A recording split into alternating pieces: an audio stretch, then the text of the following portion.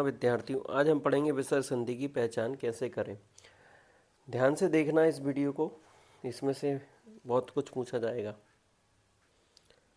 विसर्ग संधि मतलब विसर्ग की 3-4 पहचान है, जैसे कि रा, शा, सा और शा। तीनों शा जो हैं उनको विसर्ग हो जाता है, रा को विसर्ग होता है। तो मनोहर और मनोरथ ये अधिकांश परीक्षा में आते हैं। मनहा प्लस हरा, मनहा प्लस रथा, ये बिल्कुल याद करके रखें। जब भी ध्यान रखना है विसर्ग के बाद में चा आएगा तो तालब्य शाह होगा, शक्कर वाला जिसको अपन बोलते हैं। तो तालब्य शाह ही प्रयोग में लिया जाता है। चा वर्ग वाले कोई भी अक्षर आता है तो बालश्च, रामश्च ऐसे शब्द बनते हैं।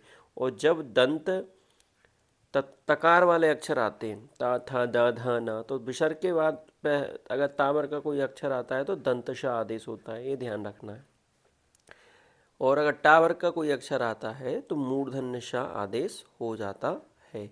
कौन सा सा आदेश हो जाता है? मूर्धन्य शा आदेश हो जाता है। तो इस प्रकार से आप ध्यान रखें।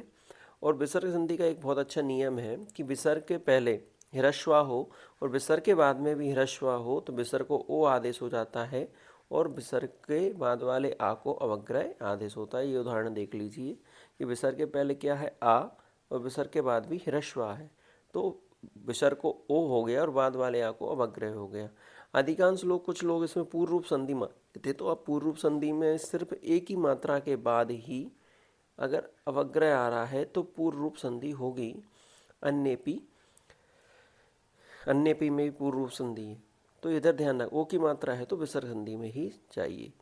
फिर इधर देखिए एक नियम है कि यदि विसर्ग के पहले ह्रस्व है और विसर्ग के बाद में ह्रस्व को छोड़ करके कोई अन्य स्वर आता है तो विसर्ग का क्या हो जाता है?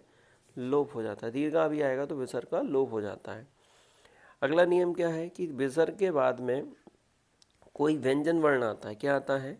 व्यंजन वर्ण आता है, वर्ग का दूसरा, तीसरा, चौथा, पांचवा अक्षर आता है, तब विसर्ग को ओ आदेश हो जाता है। ध्यान से देखते जाइए, उदाहरण लिखे हुए हैं। विसर्ग के बाद में ओ हो रहा है, तो ये कोई ऐसे शब्द आ रहे हैं, प्रोहित, ओ दिख रहा है, तो उसमें गुण संधि नहीं होगी। अगर सही टूट रहा है तो ऊ होगा, ऊ नहीं आ रहा है तो क्या है? विसर्ग संधि है। तो ये ध्यान देखें आप। इसके बाद देखेंगे विसर्ग का एक बहुत अच्छा नियम क्या है कि अगर विसर्ग के पहले ह्रस्व दीर्घा को छोड़ करके कोई अन्य स्वर है, जैसे छोटा ऊ की मात्रा लगी, इसमें दू है, इसमें ओ है, इसमें ऊ है, इसमें भी ऊ है, तब विसर्ग को क्या होता है? रा आदेश होता है। क्या आदेश होता है? रा हलंत आदेश, आधा रा आदेश होता है। यदि स्वर है पीछे तो स्वर उसमें क्या हो जाता है? मिल जाता है। और अगर स्वर के बाद में व्यंजन है, क्या है? व्यंजन है, तो व्यंजन क्या होता है?